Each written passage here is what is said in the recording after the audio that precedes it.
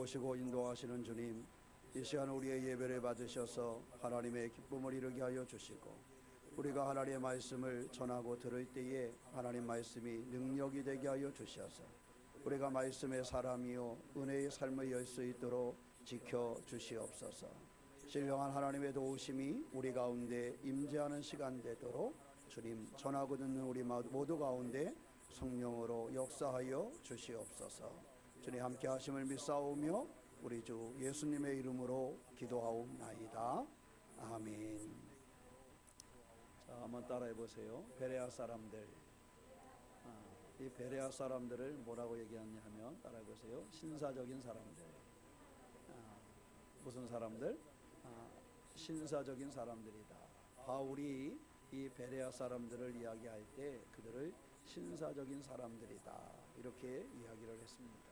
말하기는 새로운 교회 사람들을 이야기할 때 신사적인 사람들이다 라는 말을 들을 수 있는 우리가 되시기를 주님의 이름으로 축원합니다. 옆 사람과 인사 나눠보겠습니다. 신사적인 사람이 됩시다. 인사도 좀 신사적으로 해봐요. 다시 한번 신사적인 사람이 됩시다. 무슨 사람? 신사숙녀? 아짐 빼서? 자, 여러분 우리가 삶을 살아갈 때 우리가 어떠한 모습으로 내 삶을 만들어가야 할까 하는 것은 굉장히 중요한데, 신사적인 내 삶의 모습, 그 신앙을 열어가는 주인공이 되시기를 주님의 이름으로 축원합니다. 사실 튀르키예 생소하잖아요. 처음에는 이름도 잘 기억을 못했는데 매일 듣다 보니까 이제 이름도 기억이 돼요. 뭐라고요? 튀르키예와 시리아의 그 참 그 긴 구간인데 그 긴 구간이 그렇게 지진으로 인해서 힘들고 어려운 상황이 되어져 있잖아요. 물론 생존자를 또 구해내기도 하더라고요. 우리나라 구조대들이 간 곳에서도 17세 아이라 했나? 이게 구조하는 그러한 일들도 있었던 것 같아요. 그래서 그 무너진 그 잿더미 속에서 아직도 생명을 구할 수 있다는 게 참 소중하고 중요한데, 사실 큰 아픔을 우리가 보게 된 것입니다. 이러한 일들 가운데 튀르키예나 이 시리아나 또 우크라이나 전쟁이나 이 모든 세상의 저편에서 이루어지고 있는 일인데, 우리는 어쩌면 어제와 오늘 그냥 웃고 울고 이렇게 좀 멀리 살아가기도 하는 것 같습니다.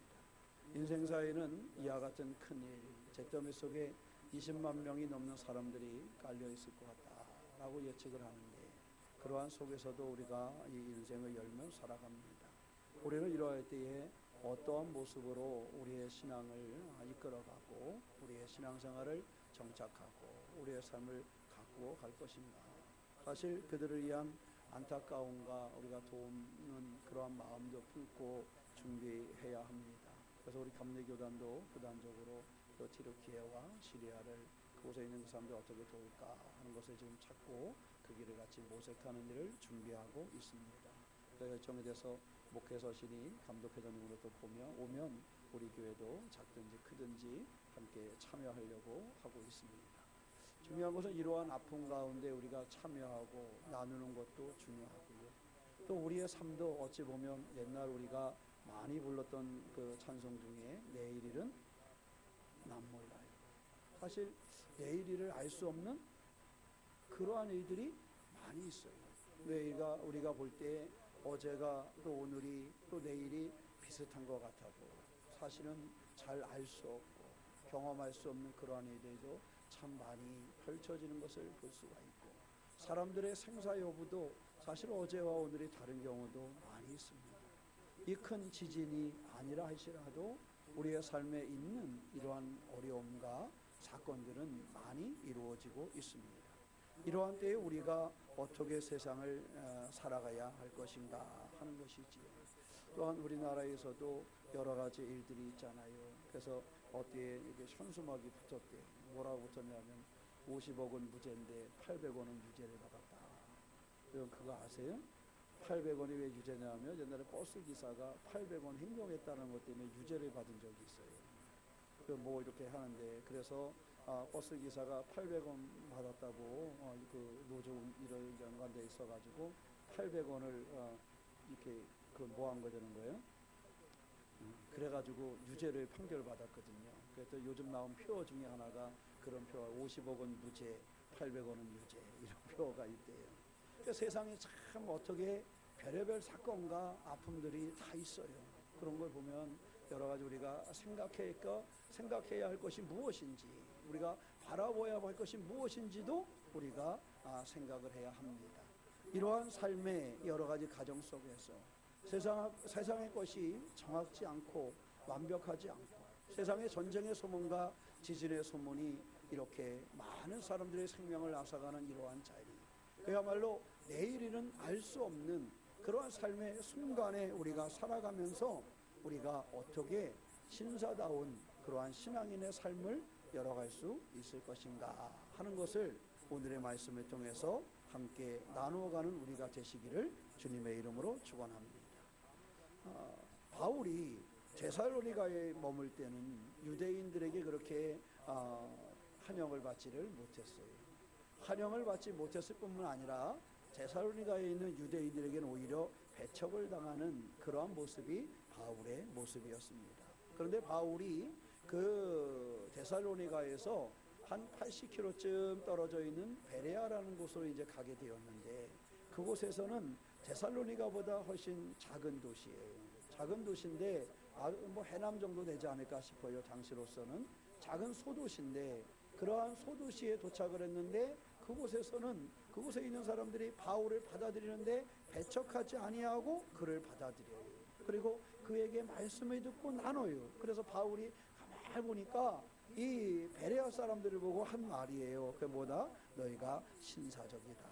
이렇게 얘기를 했어요. 오늘 말씀에 보면 데살로니가에 있는 사람들보다 더 너그럽다 그랬는데, 이 너그럽다라는 표현이 신사적이다 이런 표현을 가지고 있어요.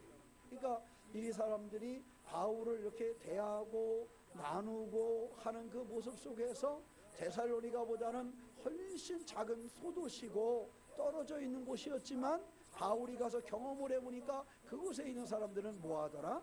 신사적이더라. 우리 해남이 신사적이잖아, 그죠? 왜 웃고 말어? 확신이 없나 봐. 우리가 해남이 목포에서 몇 킬로나 떨어져 있어요?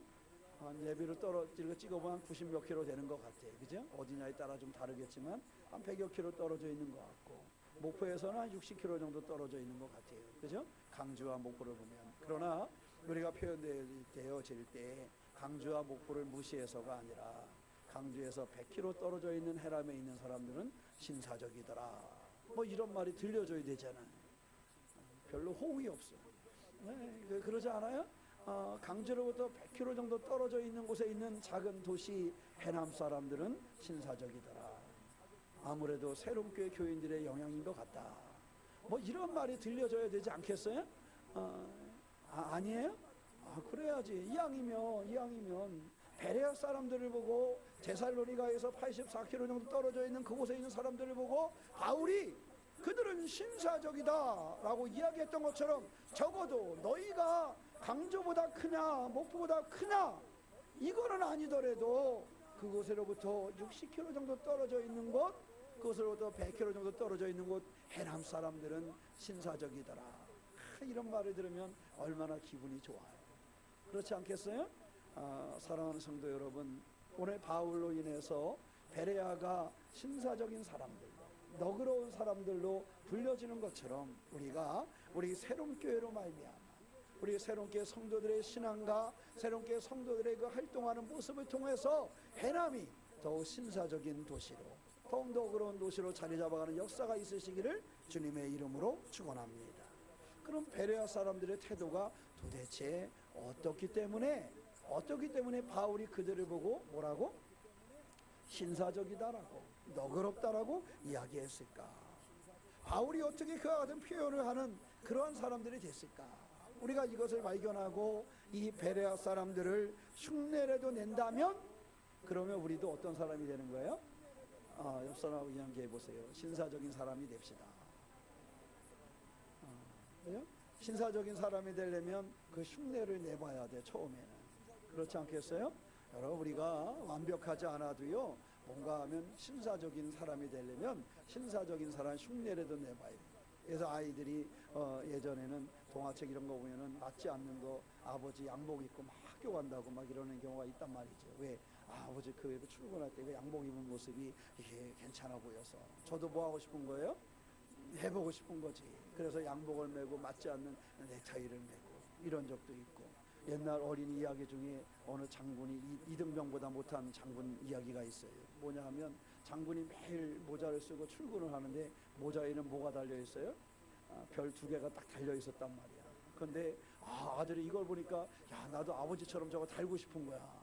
그래가지고 장군 거 여기 있는 별 있잖아요, 모자에 있는 별이, 여기다 오바르크 친 별도 있지만 대부분의 별은 안에서 이렇게 배지처럼 뺄 수 있게 돼 있거든요. 그런데 이 아들이 딱 보더니 나도 저걸 달고 학교를 가고 싶은 거야. 그래가지고 아버지는 부대로 출근해야 되는데 아버지 그 모자에서 별을 띄어가지고 지꺼이다 달았다는 거 아니야. 그 아버지가 출근하려고 모자에 딱 썼는데 모자에 별이 없더래. 그래서 그날은 별 없이 출근을 했대요. 그래서 이등병보다 낮은 계급으로 출근했다고 그런 동화가 있어요.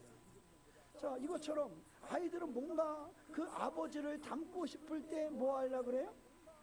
흉내 내려고 그래. 아버지 그 별이라도 따서 뭐 하고 싶어요? 달고 싶어지는 거야. 이게 이렇게 뭔가 자기가 이렇게 좀 존중하고 닮고 싶으면은 그러고 싶은 것 같더라. 우리 원영이가 할아버지 두루마리를 버리지 말래. 지가 있겠다. 인천 집에 우리 아버지 입으시던 두루마기가 있거든요. 그걸 저번에 갔더니 한번 이렇게 지가 입어보는 거야. 입어보더니 괜찮다고. 다하게 목사 되면 자기 입을 거래. 버리지 말래. 그러기도 하더라고요. 여러분, 우리의 삶에 있어서 중요한 게 뭐가 있을까? 우리 베레아 사람들을 보고요, 우리가 무슨 사람이 되기 위해서? 신사적인 사람이 되기 위해서.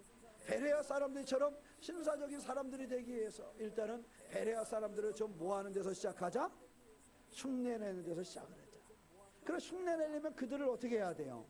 알아야 되잖아요. 베레아 사람들이 도대체 어떠했기에, 그들이 무엇을 했기에, 어떤 태도를 가지고 있었기에 바울은 그들을 신사적인 사람들이다, 데살로니가 사람들보다 더 너그러운 사람들이다, 그렇게 이야기를 했는가 하는 것이에요. 외국 사람들이 신사적이다라는 말을 했을 때 그 신사적인 말 속에요, 고귀하다라는 말이 표현되어 있대요. 뭐라고요? 고귀하다. 야, 난 신사라는 말에 그렇게 멋진 말이 있는지 설교 준비하면서 알았어. 그러니까 신사는 그냥 양복 쫙 입고 탁 넘기고 이래서 신사인 줄 알았더니 그게 아니라 신사에는 뭐가 있어요? 고귀하다. 우리가 신사적이다라고 얘기하는 이런 고귀함을 가지고 있어야 된다. 그 고귀함은 또 어떠냐? 괜찮은 가문의 사람이다, 이런 의미를 가지고 있다. 저 사람 신사적이요? 그럼 저 사람 괜찮은 가문의 사람이야. 저 사람 신사적이요? 저 사람 고귀한 사람이야. 이런 표현이 있었대요. 이것이 신앙적으로 연결되어서는 어떤 표현이 있었냐면 신사적이다라는 표현은요, 깨끗한 마음을 가진 사람들이다, 이런 표현이 있더라고요. 그러니까 우리가 신사적인 사람이 되려면 고귀한 삶을 배워야 돼요. 우리가 신사적인 삶을 되려면요, 괜찮은 가문의 사람이 돼야 돼요. 근데 우리는 다 괜찮은 가문의 사람들이잖아, 그죠? 안 그래요? 우리 여기 있는 분들은 다 괜찮은 가문의 사람들이잖아요. 최소한 아버지가 누구야? 아버지가 하나님이잖아, 그죠? 그 가문이 괜찮아요, 안 괜찮아요? 괜찮잖아요. 여기 계신 분들 다 괜찮은 가문의 사람들이야.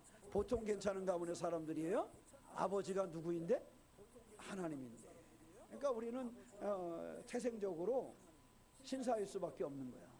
괜찮은 가문의 출신이니까.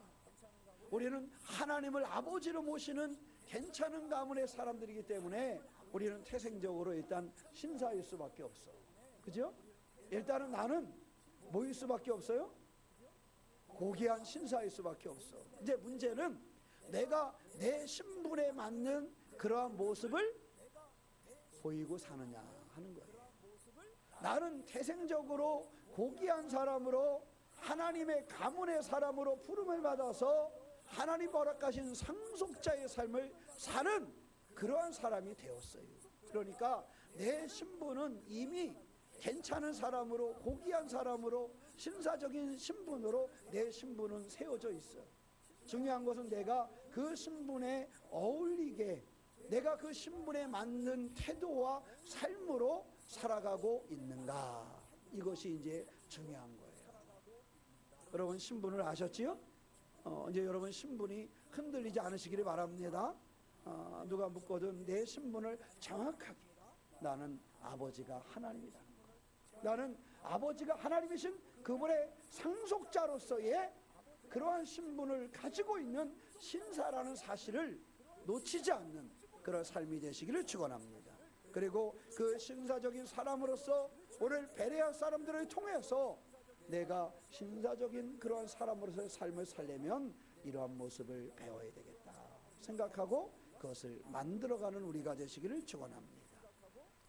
두 가지 모습이 나오는데 11절에 보면 베레아에 있는 사람들은 데살로니가에 있는 사람들보다 더 너그러워서 무한 마음으로, 간절한 마음으로 말씀을 받았다 그랬어요. 이들이 어느 정도 신사적이냐, 그들은 막 데살로니가에는 배타적인 사람들, 바울을 갖다가 좀 어떻게 하려는 그러한 사람들이 있었는데, 이 베레아에 있는 사람들은요 말씀을 듣는데 어떤 마음이 있었어요? 간절한 마음이 있었다. 이 간절한 마음이라는 것은요 열심이 있다, 그 말씀에 자신 있게 다가가는 것이 있다, 그런 뜻이에요. 그 말씀을 받을 준비가 되어져 있다, 그런 뜻입니다. 말씀을 받는데 준비가 되어져 있지 않으면요 사람이 타성해져지면 그 사람을 통해서 뭔가 생명력 있는 뭔가를 하기는 쉽지 않아요. 운동선수도요 오랫동안 운동한 아이들이 타성해져지면 그 아이에게서 생명력 있는 그러한 운동을 보는 것은 힘들어요. 아무리 축구를 잘해도요 그 사람이 타성해져 버리면 그 사람으로부터 정말 멋진 플레이를 기대하는 것은 힘들어요. 그냥 대충 이렇게 할 수는 있지 모르지만 신앙생활도 열심히 사라져버리고 타성에 젖어버리면요 더 이상 뭔가를 생명력 있게 만들어 갈 수가 없어요. 자, 여기서 이 간절한 마음을 가진 것이 왜 중요하냐, 우리가 성경에 보면 마태복음에 보면 나오잖아요. 마태복음 13장에 보면 밭에 대한 이야기가 나와요. 씨를 뿌릴 때에 길가에 뿌려진 씨앗은 어떻게 됐다 그랬어요? 새들의 먹이가 되고 말았다. 길가에 뿌려진 씨앗은 이 길가에 그 안에 숨겨질 수가 없다 보니까 그것은 새들의 먹이가 되고 말았어요. 두 번째는 어땠어요? 돌밭에 뿌려진 씨앗들이 있어요. 돌밭에 뿌려진 씨앗들은 어떻게 됐다 그랬어요? 해가 뜨니까 해에 말라 죽었다 그랬어요. 돌밭에 더 이상 뭔가 끌어들일 수가 없으니 그곳에 있다가 해가 저기 떠오르니까 그 해에 그만 말라서 비틀어져 버리는 그러한 씨앗이 되고 말았다는 거지. 세 번째는 가시떨기나무 곁에 부러진 그러한 씨앗이 되고, 그곳에 있는 씨앗들은 싹은 나긴 하지만 그 싹이 금방 어떻게 돼요? 가시에 찔리면서 더 이상 성장을 할 수가 없더라 그러는 거예요. 마지막에 좋은 밭에 떨어진 씨앗들은 어떻게 된다 그랬어요? 30배, 60배, 100배 열매를. 우리 좋아하는 말씀이잖아요, 그죠? 우리에게서 기도할 때 하나님 30배, 60배, 100배 열매를 주옵소서 기도해요, 안 해요? 기도하잖아요, 그죠?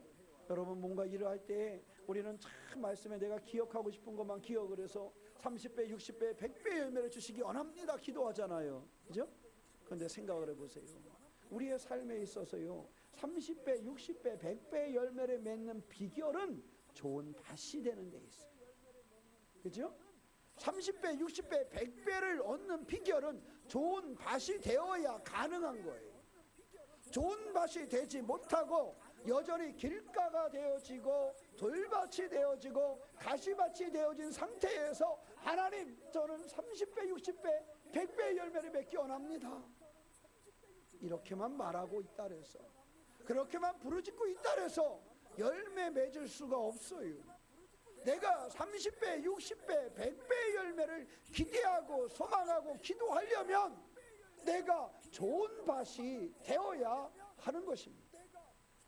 오늘 베레아 사람들이 간절한 마음을 갖고 있듯이 내 마음이, 내 삶이 좋은 밭이 되어야, 그래야 충만한 열매를 맺을 수 있게 되는 것입니다. 사랑하는 성도 여러분, 우리가 이 삶을 살아가면서 먼저는요, 열매 맺는 것에 대한 소망을 갖되 그 소망을 이루기 위해서 내가 좋은 밭이 되는 성도가 되시기를 축원합니다. 내가 말씀이 심겨질 수 있는 밭, 내가 믿음이 성장할 수 있는 밭, 그런 곳에, 그런 삶으로 나를 갖다가 파내고 뒤집고 해서 세워야지. 그래야 내 밭이 온전해져야지 내가 열매 맺는 신앙의 주인공이 될 수 있는 것입니다. 베레아 사람들의 간절한 마음이라는 것은 먼저 자기들의 좋은 밭을 준비한 사람들이었다 하는 것이, 이 베레아 사람들이 칭찬받는 사람이 될 수 있었던 것은 자신을 좋은 밭으로 가꾸고 그 말씀을 들을 수 있는 그러한 사람들이 되었기 때문입니다. 왜 한 장소에 있는데, 왜 같은 것을 듣는데 왜 열매가 다를까요? 그것은 내가 어떤 밭이 되었느냐에 따라서 열매가 달라지는 것입니다. 사랑하는 성도 여러분, 베레아 사람들이 신사적인 사람들, 너그러운 사람들이라고 바울에게 칭찬 듣는 것과 같이 우리가 좋은 밭을 일구는 삶이 되시기를 축원합니다. 우리 새롬교회가 좋은 밭이 되어지고 우리 새롬교회 교우들이 좋은 밭이 되어지면 그 다음에 열매 맺는 것은요, 어때요? 열매 맺는 것은 걱정하지 않아도 돼. 왜냐하면 좋은 밭은 그렇잖아요. 해남에 다니면 어때요? 이 밭을 이렇게 쭉 보면 돌이 있어요, 없어요? 별로 없어요. 해남 밭은 돌이 별로 없어요. 저처럼 강원도에 살았던 사람들이 보면 해남 밭은 별로 돌이 없어. 그죠? 어저께 우리 아버지 잠깐 저기 나가시면 그러더라고요. 야, 밭이나 논에 돌이 없다. 그러시 돌이 없다. 왜? 우리 강원도에는 돌이 많거든요. 이렇게 뭐 심을 나르면 하다 보면 돌이 나와. 하다 보면 학교에서도 운동장 매일 돌 주워야 돼. 아침 조회 끝나면 쭉 서서 돌 한번 줍고 들어가. 그래야 나중에 돌이 없어져. 그러니까 우리의 삶에 있어서 부지런히 돌을 주워내시기 바랍니다. 여러분이 좋은 밭이 되어야 돼요. 좋은 밭이 되기 위해서는 내 마음에 누군가 던져놓은 돌, 또는 박혀있던 돌, 또 가시넝쿨, 이런 거 하나하나를 뭐 해야 돼요? 좀 제거해야 돼요. 마치 제주도에 있는 사람들이 그 돌을 다 주워내서 끝에다가 이렇게 쌓는 것처럼, 그죠?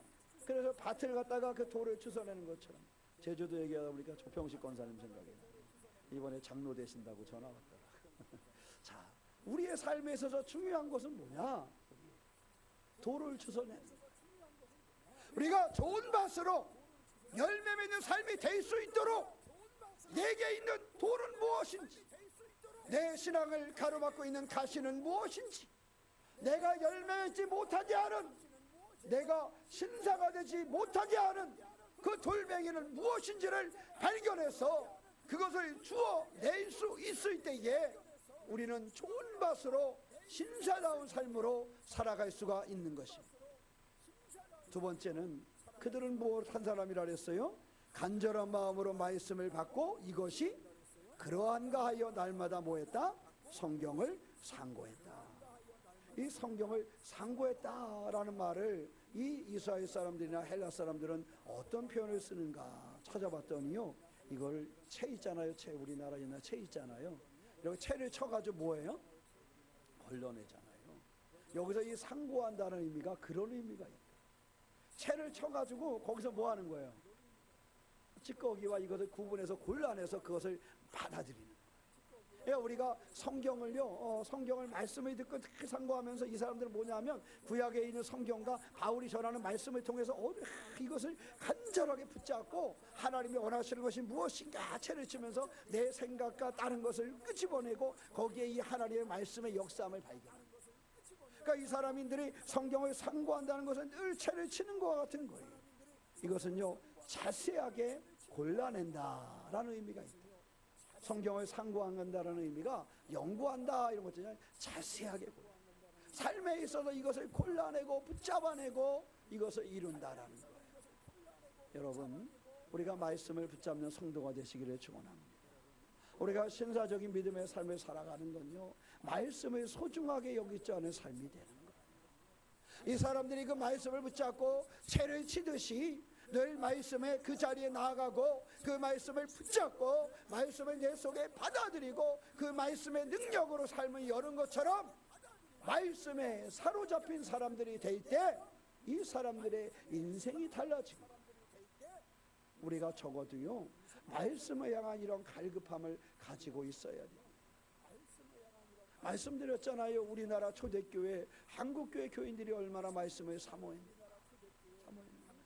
그래서 뭐라 그랬어요? 목포에서 사경회가 열리면 어떤 사람들이 있었다 그랬어요? 머리에는 뭐 했다 그랬어요? 솥단지를 이고 쌀을 들고 한쪽 손에는 하고 한쪽에는 애를 붙잡고 등에는 애를 얻고 목포를 향해서 갔다는 거 아니에요. 어디에서 한평에서 목포까지 간 기록도 있고 저기 어디 곡성이나 이쪽에서까지 간 기록도 있더라고요. 왜? 그 당시에는 말씀을 들을 때가 많지 않은 거예요.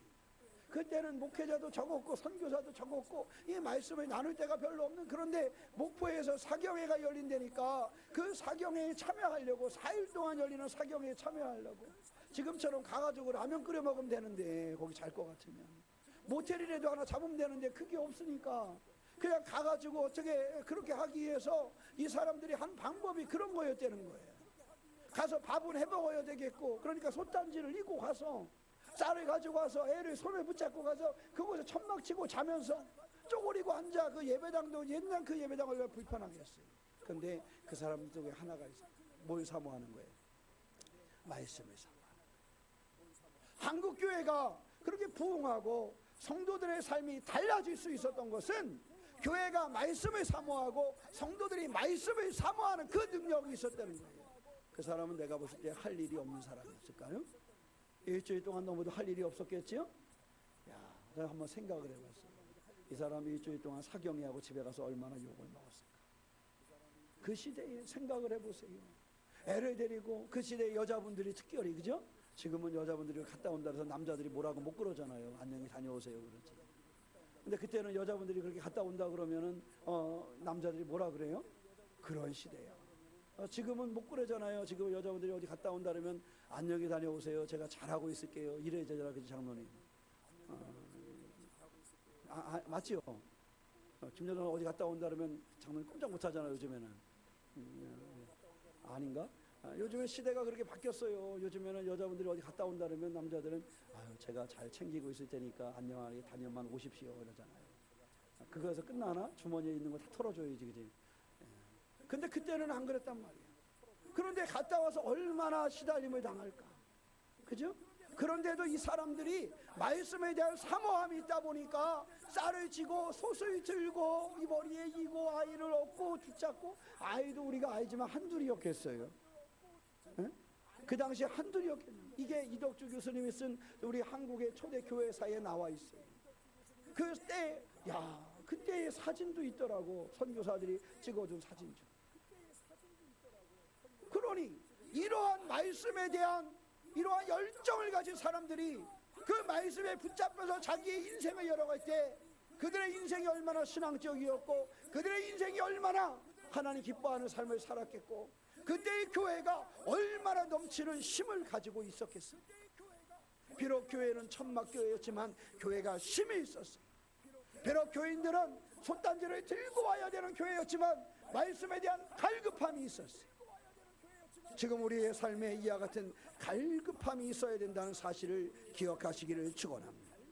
그들은 하나님의 말씀에 향해서 채를 치듯이 말씀을 붙잡고 그 말씀에서 뭔가 걸어서 내 속에 받아들이려는 그런 열정, 이것이 있었습니다. 바울이 볼 때 적어도 이 두 가지, 그들이 가지고 있는 그 간절한 마음, 그들이 가지고 있는 말씀에 대한 이 열정, 이것을 바울이 보았습니다. 그것으로 이들은 승리하는 삶을 살았고 이것으로 그들은 믿음의 사람이 점점 많아지고 성장하는 것을 맛보았습니다.